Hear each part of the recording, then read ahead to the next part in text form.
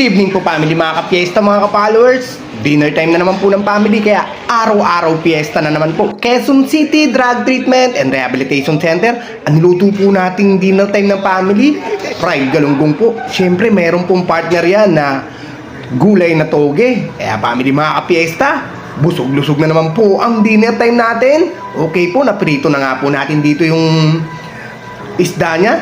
At isusunod na po natin tong gulay na partner ng prito.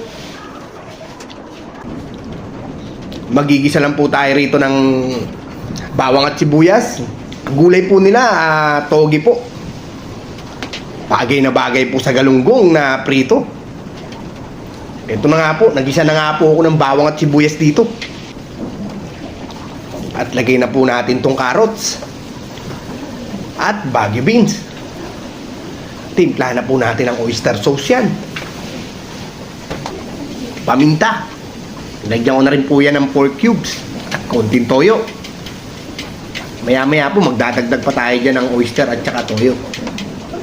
Kasi napagkadami po ng ilalagay natin ditong toge po. Takpa na po natin. Eto po isasabaw natin. Kahit pa paano po, kahit gulay yan may sabaw kahit pa paano konti. Mekos-mekos po. At eto na nga po yung napagkadaming toge niya. Lalagay ko na nga po. Fast forward ko na po kasi matagal yan. Nakababad kasi sa tubig po yan. At hinugasan po natin ng maayos syempre. At nagdagdag na nga po tayo ng oyster sauce dito at toyo. At eto na nga po yung sabaw na sinasabi ko. Mekos-mekos lang po. Takpan na po natin. Kumukulo na. Buksan natin ulit. Halu-haluin po natin.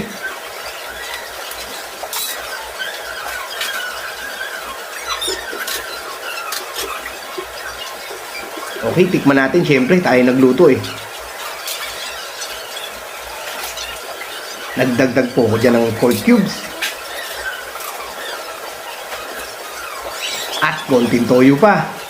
Konting kembot na lang to, family, mga ka-fiesta. Luto na po ang dinner time ng family. Okay na to.